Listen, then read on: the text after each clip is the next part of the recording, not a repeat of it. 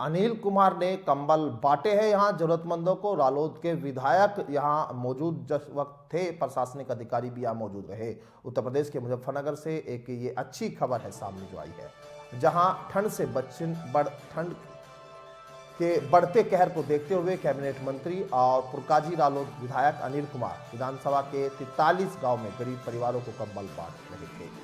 बरला के guest house में आयोजित इस कार्यक्रम में कैबिनेट मंत्री अनिल कुमार ने खुद जरूरतमंदों को कंबल वितरित किए हैं। इस मौके पर एसडीएम सदर और यहां तहसीलदार भी मौजूद रहे। मंत्री जी, कंबल वितरण का कार्य आज यहाँ अपने विधानसभा क्षेत्र में हम लोगों ने कंबल वितरण किया है और उत्तर प्रदेश के यशस्वी मुख्यमंत्री आदरणीय योगी आदित्यनाथ जी ये चाहते हैं प्रदेश में जितने भी गरीब और बेसहारा लोग हैं, जिनकी कोई सूद लेने वाला नहीं है, उनकी सरकार सूद लेना काम करती है। और जितने भी, क्योंकि सर्दी का मौसम है, कई बार ऐसा है हमारे वृद्ध महिलाएं और बुजुर्ग ऐसे होते हैं, कई बार वो है परिवार के लोग उनको तिरस्कार कर देते हैं। ऐसे लोगों को सहारा देने के लिए सरकार ने एक बड़ा कार्यक्रम जो है चलाया है कि हम सभी को कंबल वितरित करें और एक अलावा का भी उनके लिए एक आयोजन करें, ताकि जो है सर्दी होती है, जो सर्दी से हम अपने बुज़ुर्गों को, अपनी महिलाओं को, अपने बच्चों को बचा सकें।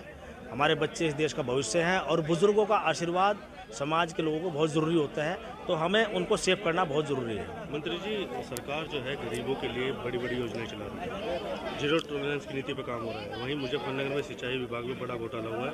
281 करोड़ रुपए बजट के आए थे, जो माइनर को सफाई के लिए आए थे, और काम के देखा जाए तो काम बिल्कुल नहीं हुआ। उसको लेकर क्या करें? देखो, सरकार हर प्लेटफार्म पे जीरो टॉलरेंस पे काम करती है, चाहे कानून व्यवस्था हो, चाहे भ्रष्टाचार का विषय हो, हर चीज़ में। और यदि कहीं ऐसा कोई विषय उजागर हुआ है तो निश्चित रूप से उसकी जांच कराई जाएगी और जो भी उसमें दोषी होंगे, चाहे कोई भी है, उनको न्याय संगत जो भी है उनको सज़ा मिलेगी 100%। कोई भी लोग हो।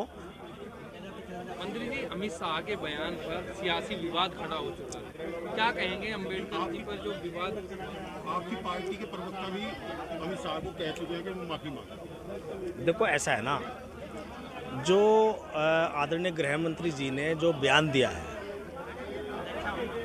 और उस बयान को एक तो पूरा देखना चाहिए, उसका मैसेज क्या है। नंबर एक बात तो ये, जो विपक्ष के हमारे साथी हैं, चाहे वो कांग्रेस के लोग हैं, चाहे समाजवादी पार्टी के लोग हैं या अन्य लोग हैं, वो एक शॉर्ट क्लिप है उसका ज़्यादा प्रचार प्रसार कर रहे हैं।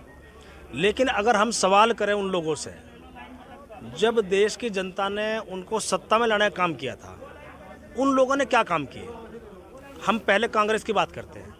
कांग्रेस पार्टी, जब बाबा साहब डॉक्टर भीमराव अंबेडकर को भारत रत्न देने की बात थी, तो हमेशा इन्होंने अपने पैर पीछे हटाने का काम किया, कभी उनको भारत रत्न से सम्मानित नहीं किया।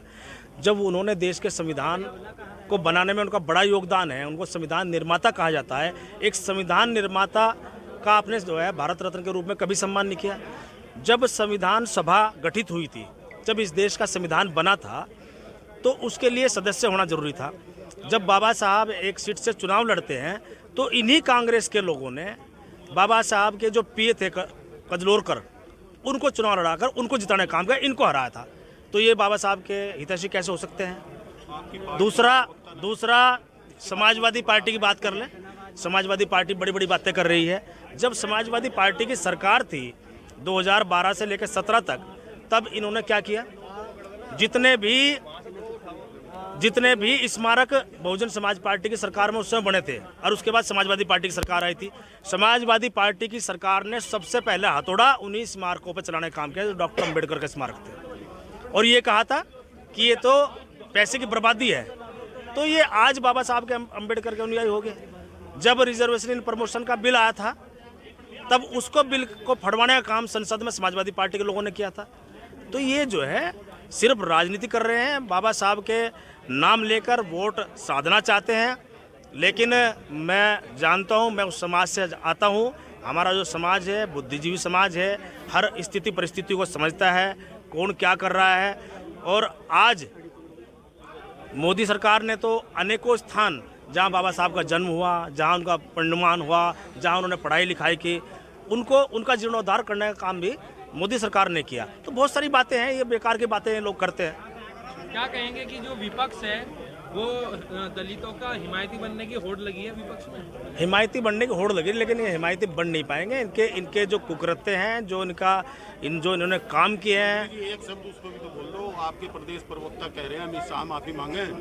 आपने कभी उसकी पहले बाइट ली? जैसे प्रवक्ता था वो, नहीं, हम तो बाइट को लेते जब वो प्रेस प्रवक्ता है, उन्होंने बयान जारी मैं कह रहा कमल गौतम जब प्रेस प्रवक्ता है राष्ट्रीय लोकदल का, मैंने कभी किसी डिबेट में बैठा हूँ देखा उसके भाई को, कभी उसने आज तक कोई बयान जारी नहीं किया। तो प्रेस प्रवक्ता मुझे तो पता नहीं भाई है। क्या आरएलडी उस पर कार्रवाई करेगी? अब वो नेतृत्व जाने बिल्कुल कर